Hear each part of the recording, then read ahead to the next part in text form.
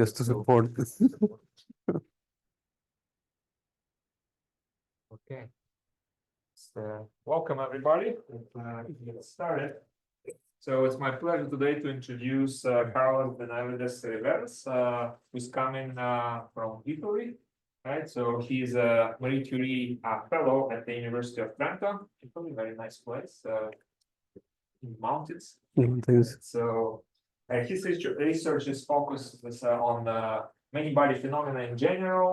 In particular, he is expanding a lot of interesting techniques that people developed, and he and collaborators also developing a fermionic problem to problems which involve bosons or spins, essentially other many interesting systems. And Carlos did his PhD in the University of Zaragoza, Spain, 2016. Then he got the next step fellowship at Max Planck Institute for Complex Systems in Dresden, Germany. And after that, he got the Marie Curie fellowship. So today he's going to tell us about quantum many-body systems, exact universal ansatz for quantum devices. So please help me to welcome Carlos. Thank you for this introduction. This is my second time in Toronto, and I think it's not the last one. I am very happy to be here, and actually it's a very stimulating intellectual place where it's not the, it's actually completely true. I have had very good ideas for my research in the visits here, the group of Arthur or other groups in the university. So I am starting feeling at home here in the university. So this research started from the point of view of fermions, because fermions are everywhere, and in particular they are important in quantum chemistry. Molecules, reactions, metals, solids. Essentially, this is why fermions or electrons have such a paramount importance in the problem of quantum many-body physics. And this is why there are so many methods, essentially from the started in quantum chemistry, but also in condensed matter, where people wanted to understand the complexities of the interaction between fermionic particles. Now, what is somehow is quite interesting is that in many situations, the one particle description is quite good. This is still, to me, is a very surprising thing, because the band structure of solids, in many cases, gives you a lot of information, actually enough information to predict the behavior of the solid. And also, Hartree-Fock theory could be, okay, you say is not that good, but Kohn-Sham DFT is actually quite good in some situations. So still in that one particle description of the problems, it is quite good. But there are regimes where you really have to consider correlations, and there are many situations, static correlation or interaction with other particles, where you have to consider that there are many particles. So the question of this research was the following: if you want to consider correlations in electronic structure theory, or in condensed matter, or in quantum chemistry, there is a very beautiful systematic way to go to this correlation regime. You know that write the wave function is in practice impossible, because you will need essentially an infinite Hilbert space, or a lot of configuration that you cannot even storage in your computer. But you can do exponential ansatz. You can perform a rotation with an exponent. Exponential ansatz is something with the exponent that could be unitary or non-unitary in some cases, and you rotate that state, and then you eventually, with some techniques, you can reach a very good approximation for the real ground state, for instance. This is the spirit of coupled cluster, unitary coupled cluster theory, that's very popular in quantum chemistry. And actually people are starting to use in condensed matter, surprisingly. But whenever you want to put more than electrons, phonons or photons, now these ansatz look quite strange, and actually people don't know what to put in those ansatz. And let me go a little bit beyond. In the other extreme of the quantum many-body problem, you can also consider only bosonic systems, which are very interesting, because you can have phenomena like Bose-Einstein condensation. But in this moment, people can realize in the lab bosonic mixtures, two different kinds of bosons. And then you have a beautiful physics, for instance, supersolids. Supersolid is a solid which is condensate at the same time, so breaking two symmetries. And then exponential ansatz these kind of beautiful prescriptions that are in quantum chemistry, they are absent in those regimes, in those setups. So with these ideas, or trying to ask the following question, can you write efficient exponential ansatz for general quantum many-body physics? So I would like to provide a positive answer, and I will try to convince you that this is possible. So initially, one of the ideas behind this research is that in quantum simulation, you have several steps in the quantum simulation. You would like to simulate a system departing from some initial state that usually could be the ground state, evolving with some unitary. You have now the same state in the future, at the evolution, and then you can measure. Now this is the real system, and you would like to simulate it in a quantum simulator. Here there are several problems or several technical challenging questions: is the preparation, the evolution, and the measurement. If we talk about preparation, now the question is how you will prepare. This is why these exponential ansatz are so important now, because these unitaries can be, in principle, put in practice in a quantum simulator. Good, but as I told you, the problem is not only about electrons. There's also interaction with phonons in superconductivity. And now there is very popular field. Now it's a little bit old, but maybe only 10 years or maybe less, which is called polaritonic quantum chemistry. The idea of polaritonic quantum chemistry is that if you put a quantum chemical compound or something, or some molecule in a cavity, then you can induce a change in the band structure or the excitation structure of the system, and then it's possible to develop quantum chemical reactions at the level of excitation levels. You are not restricted to work at the level of the ground state or dissociation at the level of ground state, but since you manipulate the structure of the excitation spectra, it is possible to do a quantum chemistry in some regimes that are in principle unknown in nature. And of course, open quantum systems, that actually all systems are open, but it is also interesting how to do it. Good. In the case of polaritons, so when you have these cavities, this amount of physics, this is a very rich physics. Essentially, this physics is determined by 3 parameters: the level of the electronic correlation, which is not surprising for quantum chemists, but also the interaction strength between the cavity and the electrons, and the photon number, so the quantity of the photons that can be in the cavity. And just to measure two things: excitation, polarons, cavity, photonics, Floquet band structure. The idea behind this is that somehow you will be possible to engineer new quantum many-body systems by manipulating these 3. Maybe you cannot manipulate too much electronic correlation, but you can manipulate the interaction strength with the cavity and the number of photons. Good. Now I would like to go directly to the result.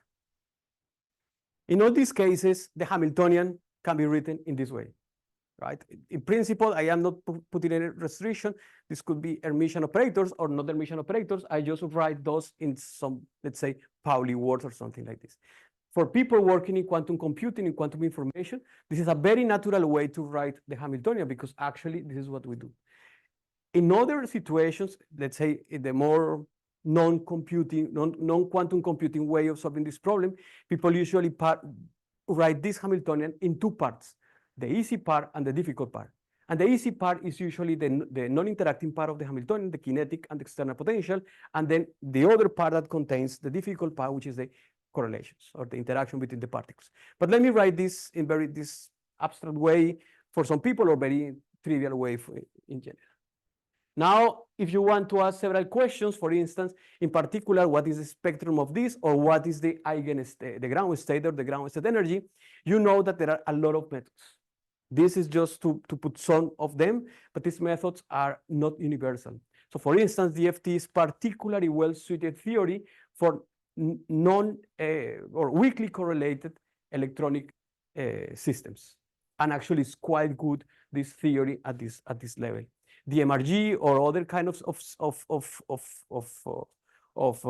theories here, or methods, they suffer in one way to the other if you want to promote it to other systems. In particular, you want to do DFT for bosons, or you want to do DFT for superconductors, then you have to develop a kind of new theory on top of this one. Quantum Monte Carlo, as you know, they suffer from the same problem in fermions, but they are very good for bosons. So in general, there is no numerical setup that you can apply agnostic of the system.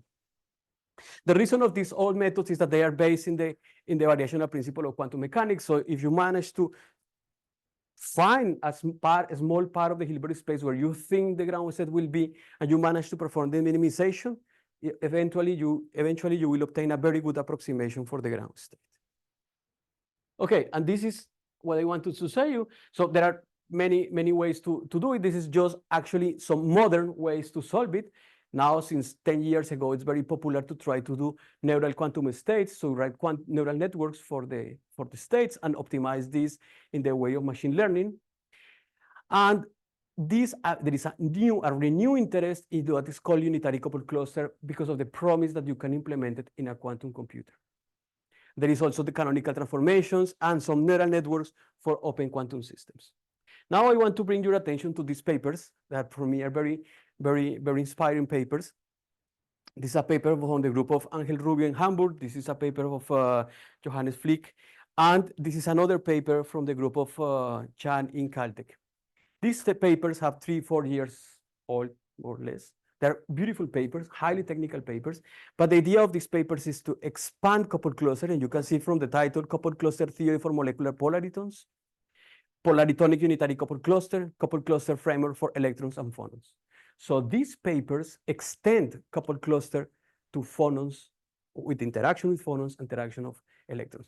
The interaction of phonons somehow is not very surprising and not very difficult because if you use perturbation theory, the Migdal theorem tells you that the phonons essentially with the first diagram can contain the whole interaction. So it's not very, so you can do perturbation theory. You're allowed to do perturbation theory, but with polaritons, you are not allowed perturbation theory because usually this regime is where the two parts of the Hamiltonian have equal weights from the electrons and from the interaction. But somehow, to me, it's a little bit surprising that you have to work too much or to write such a technical papers if you want to promote these theories to this interaction. What about you have electrons, phonons, another kind of boson and electrons? So you have all these kind of rich physics. Then you have to write up maybe large and more technical papers if you want to promote it. Because coupled cluster theories are based in one beautiful property of electrons is that you have a separation by the Fermi level between occupied and occupied orbitals. But if you are in the set of bosons, you don't have this kind of limits because there is no Fermi level for bosons.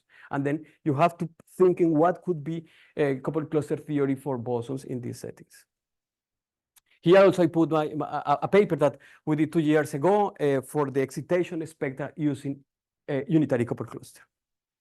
Well, but I think that could be a systematic way to do it. I think there could be a more systematic way. What I mean by systematic way is that you give me a Hamiltonian, and then I can give you such an ansatz. And this is because in practice, when I moved to Trento, they are very interested in interaction between bosons, which for many people maybe could be not so interesting, but I think could be a promise of simulation using bosons because this kind of new rich physics like supersolids. Okay, now I show you how this systematic way goes. So I would like to solve this equation, right? And here, let's say that I am interested in any eigenstate.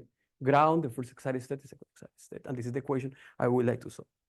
Now, there is something that is, to my surprises, for me was totally absent in my knowledge 2 years ago. I didn't know, I haven't heard about this word, or I have heard about this word, but I haven't read the papers. But this was very popular in I will say maybe a small community within quantum chemistry, which is called the contracted Schrödinger equation. The contracted Schrödinger equation is the following. If I take this equation here and I multiply by one of these operators here, and actually I have this freedom to do it. I can choose any way to write this. Even I can write h equal to h, and it also works. I will show you later. But I have this way you write the Hamiltonian. And then if I multiply here on the left, and I close this expression, of course, now I can say that Schrödinger equation implies this equation. Now, I will tell you 2 things about, or the most important realization of this equation. When you write in this way, you are not talking about anymore about wave functions. So your space is now, this not anymore the Hilbert space, is the space of reduced density matrices. Why? Because this is an operator. In the case of electrons, it has at most two particle interaction. And this is H mu, which has at most two particle interaction. So this means that it has at most four particle interaction. And if you close this, you are talking about the four particle reduced density matrix of the electronic problem, which is related with, this is a constant here, with the two body reduced density matrix of the problem. And the people were trying to use this to solve the problem at the level of the reduced density matrices. And you know that this is possible because the Hamiltonian only contains two body reduced density matrix. The functional is linear, so you will be able to solve it. Now you may ask why people are not using this direction, because of course it's not as simple that you go from something complicated, make a small transformation, and have something simple. The complication should be in another place. And it's because define the domain of two body reduced density matrix is a very difficult problem. But here you can see this situation clearly that you can write at this level. But the most surprising thing is that this implies the Schrödinger equation the other way around. I will prove it. So you take this equation, multiply by these weights of the Hamiltonian, and then perform the sum. And now you can see that F mu H mu is the Hamiltonian. So it's H squared. And F mu H mu is the Hamiltonian, but the sandwich with this guy is the energy. So it means that you have this equation. And you know that the solution of this equation, the states of this, the solution of this equation are exactly the solution of this equation. So therefore, this simple equation or equations, because now you have for H mu imply the Schrödinger equation. Now, what is surprising? Okay, you can find even older papers with this idea, but we put two of the most important papers, I will say, from David Mazziotti and Nakatsuji in Tokyo, where they 20 years ago were studying this approach.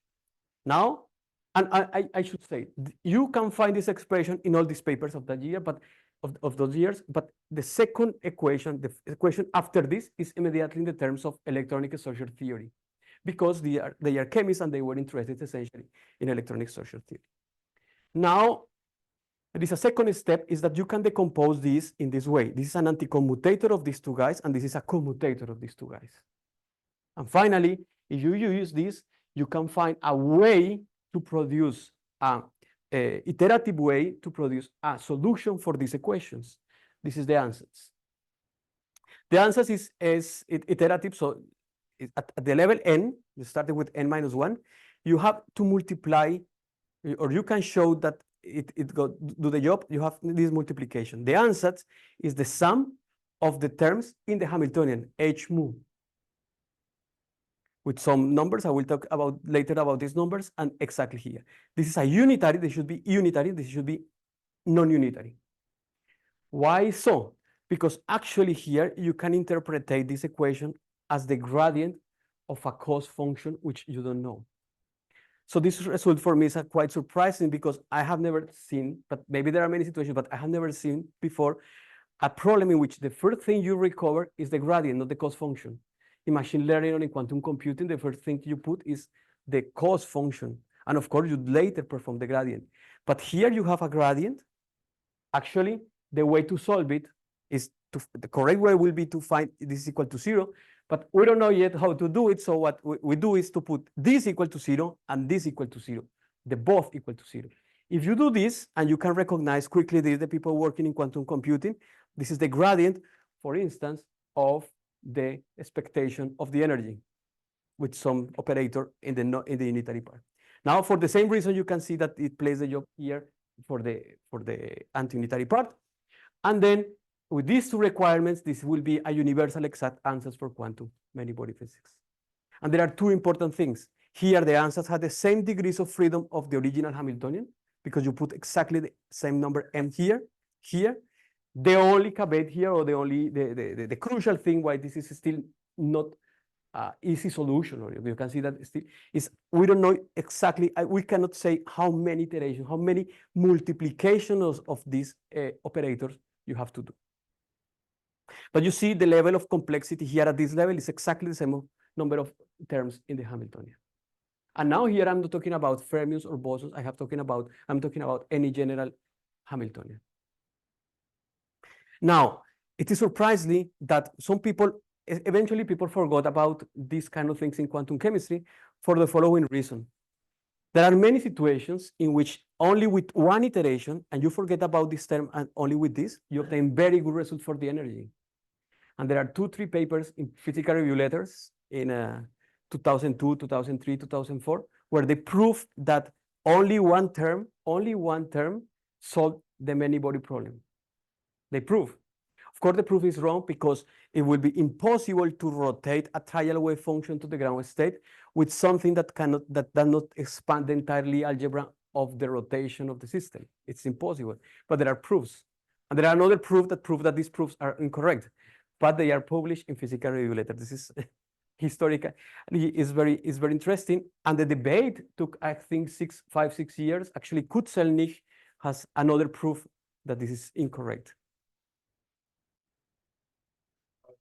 Yes. Individual terms, the small h mu's, are they also efficient? Okay, so in general, you are the freedom to okay, maybe in this writing I am assuming this, but actually maybe this is actually a little bit okay, this writing is only if they are Hermitian, of course, but this is it's much more flexible. You only put your h mu here, and then you have to guarantee that what you put above is Hermitian, is anti-Hermitian, and what you put here is Hermitian. Yes, so this is only for this situation, but it's very general. So the only thing is h mu, but what is in the exponent should be anti-Hermitian, and this should be Hermitian. Yes. Okay, now an approximation is that you only take this part here, and then you take this purely unitary ansatz, iterative unitary ansatz. Good.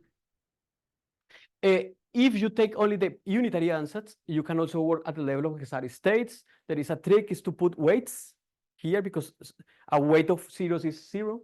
And then if you do this trick with some weights from maybe from 0 to 1, then you have this new gradient or this new, and then you can develop an algorithm.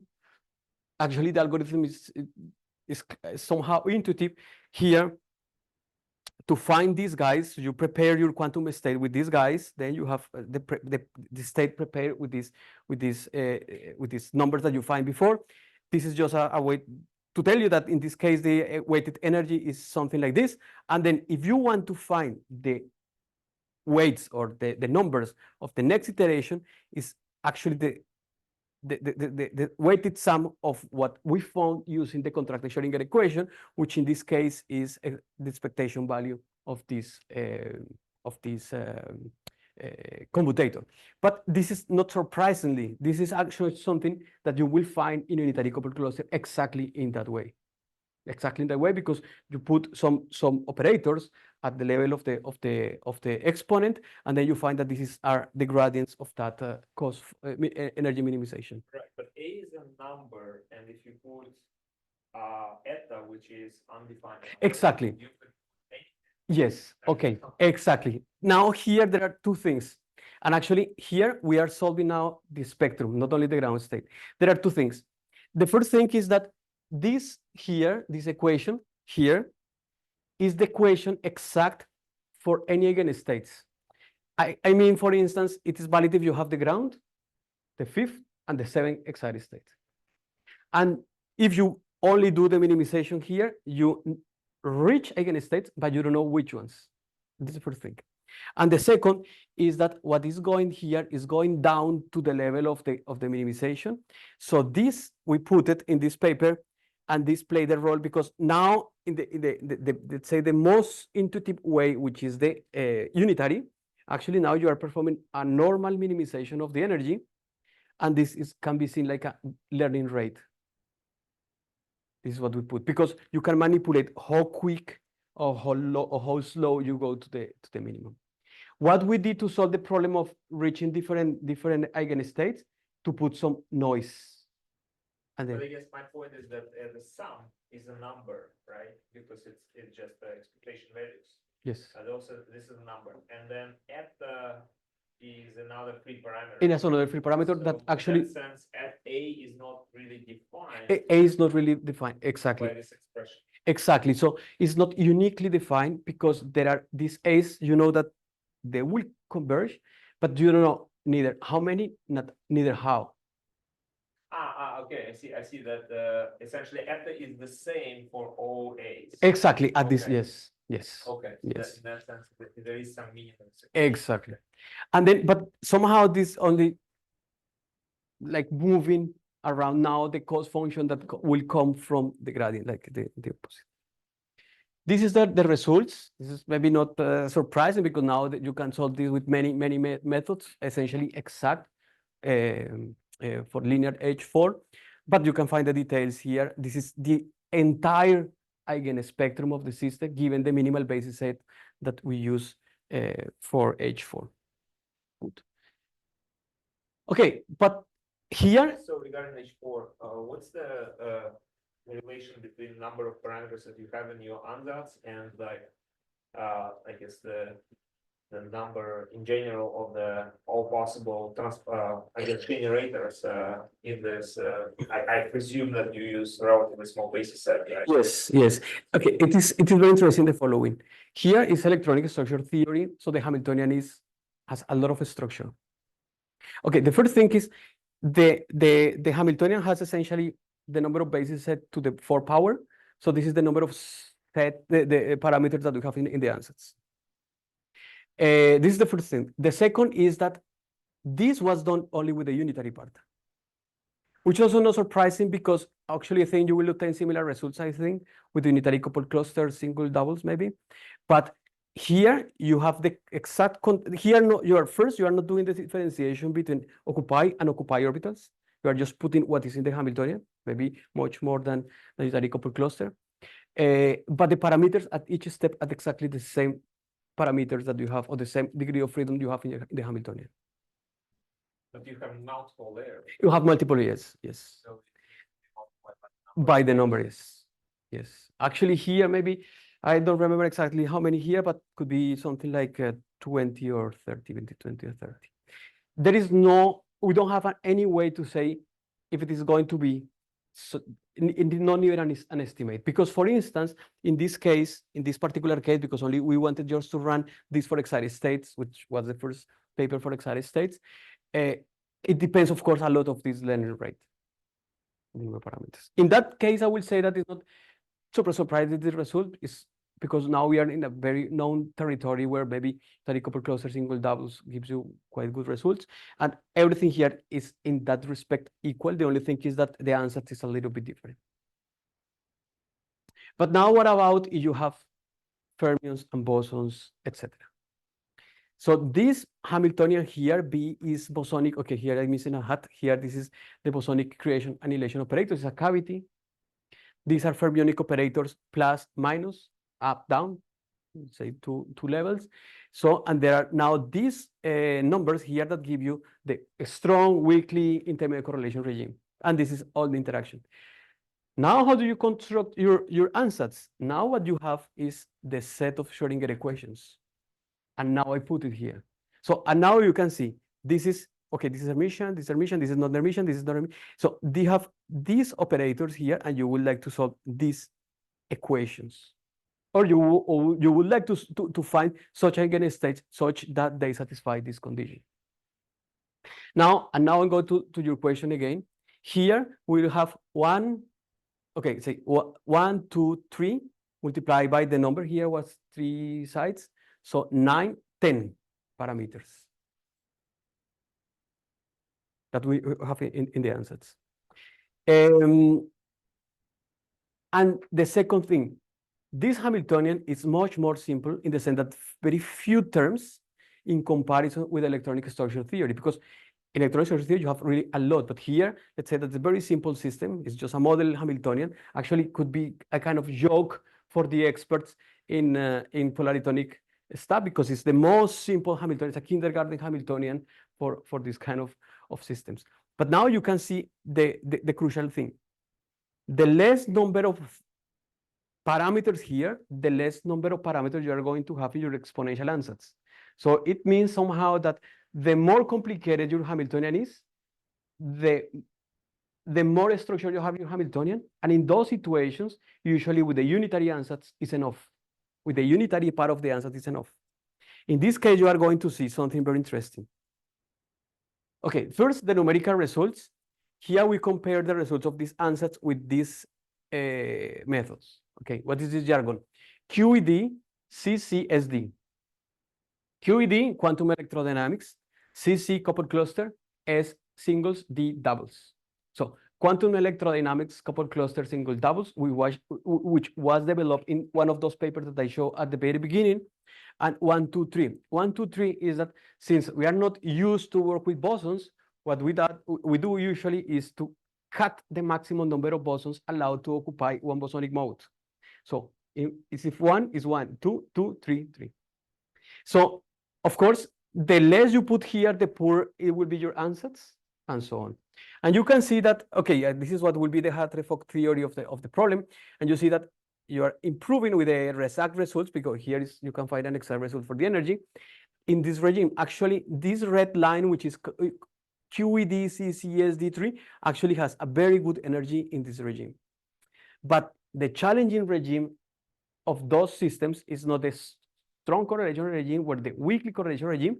The challenging is the intermediate correlation regime. And you see that these methods fail here. Or these methods fail here at the level of approximation that they are using, which is single doubles. Now, this is maybe a crucial figure that answers several questions. Here is the convergence to the energy. So the main iteration is how many layers we have to put. This is the unitary ansatz, only the part of the unitary, and this is the entire ansatz.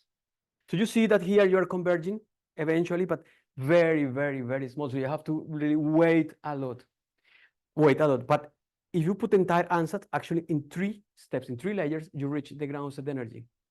What is the reason of this? The non-unitary part, as I told you, you can put H equal to H.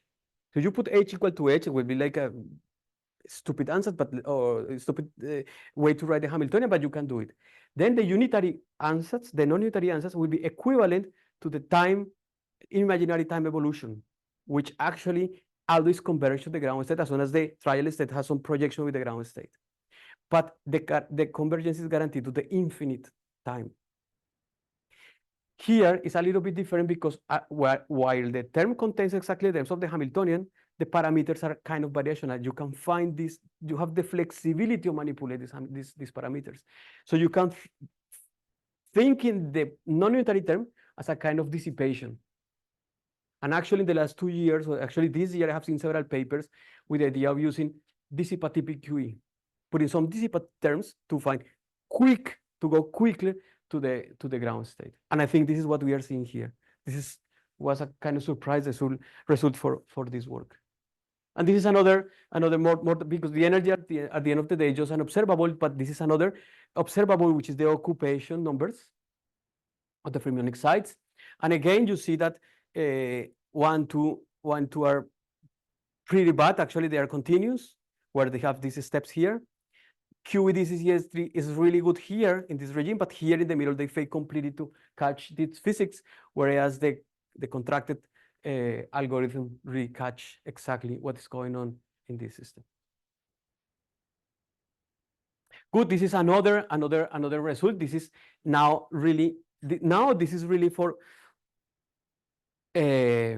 polaritonic molecular polaritones. This is not in the paper. This is submitted but not in the archive. I don't know why we didn't put it in the archive. So this is for H4 in a cavity, and this the energy. This is the comparison with the full QED coupled cluster, and you see the behavior of the energy, and this is the occupation of the homolumo gap or the frontier orbitals in this molecular system. But the results are quite similar. This is like a baby example. This was run really in a quantum computer. This is H2 in a cavity. So we use actually only 4 qubits in the IBM computer, and this is QED Hartree-Fock here. We didn't compare with coupled cluster because we will be try to run this unitary coupled cluster polarity in the quantum computer, but we ran these ansatz here and we obtained pretty good results for dissociation of H2 in the cavity.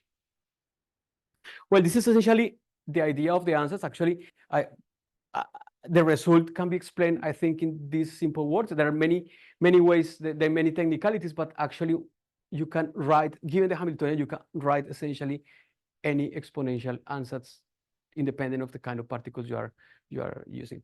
Again, you have the possibility of saying, I will take the unitary, I will take the non-unitary part. In that case, I will obtain something similar to unitary coupled cluster. In the case of electrons, I will obtain something similar to imaginary time evolution. But in any case, this is very flexible ansatz that you can use in many situations. But there is another idea behind this, is that the ansatz contains at each level of the iterations exactly the same degrees of freedom of the Hamiltonian, meaning that you have 4 numbers in your Hamiltonian, you have to find 4 numbers in your ansatz for many iterations that you don't know, of course, but for each iteration you know exactly the degrees of freedom. So we have been playing a lot in the last year also with a concept of operator learning. So now it's popular in physics to try to write neural wave functions, to write neural networks that contain the information of the wave function. But a wave function is a function for one system. You have your system, you have a wave function. Whereas, for instance, in the case of time evolution, you can say that for each Hamiltonian, you have a propagator. The propagator takes any initial state and gives you any final state. And this is what we are trying to do. Here is just the original paper. This is the original paper where they prove that as soon as they are a universal approximation theorem for functions, there is also one for operators or functionals. And the idea of this is that you, in the case of evolution, you enter with some initial state, with some time t, and then it gives you, after you train, you can imagine that, of course, the training will be much more difficult than the wave function, but you can train these operators, and you take out the state at another time. And we call it universal because you can enter with any initial state. And we wrote this paper. This paper was published 2-3 months ago for the case of open systems, a little bit still not very powerful because the Hamiltonians were time independent, but the system was open, and we managed to produce a neural propagator that resembles really the Runge-Kutta evolution. But I bring these ideas is because what we are thinking maybe is that it's possible to universal map Hamiltonians with a fixed set of operators, but different numbers in front of the operators, and map to the numbers in the exponent ansatz. This is not anti-commutator, this is sets. So there will be possible to do learning, something like a kind of operator that learns from the Hamiltonian to the ansatz, and then you can go from these numbers to the next layer and this layer. And this is something we are now doing. Sorry. And the paper is not published, but something very interesting is that the error, maybe you have some error at the level of the parameters of the ansatz. Actually, the energy could be really, really good. So the error of the ansatz, maybe you have much more flexibility on the ansatz. You can produce very good energy results. And with this, I essentially conclude. So I have presented, I think, a universal methodology to write exact ansatz for quantum many-body physics. If it is efficient or how to implement it efficient, I think is a follow-up question that, of course, that will be very nice to think how to do it, which is based on the contraction-Schrödinger equation that comes from the community of quantum chemistry and is agnostic of the constituents of the problem. What we are trying to do is this artificial intelligence-based surrogate model for the contracted eigensolver, and we would like to see if this can detect by manipulating or by learning how these parameters map from the Hamiltonian to the ansatz, to learn about phase transitions, correlations, and maybe this could be also a good ansatz for the time evolution. And with this, I would like to thank my collaborators, particularly of the group of David Mazziotti in Chicago, and the group of Li Pengchen in the Shenzhen lab. We were postdocs in the Max Planck in Dresden, and then he moved to China. And after 2-3 weeks in China, he now has a group of 70 people. So it's super crazy, but I don't know, they are putting too much money. And the funding agencies, thanks to which I am here. So thank you very much for your attention.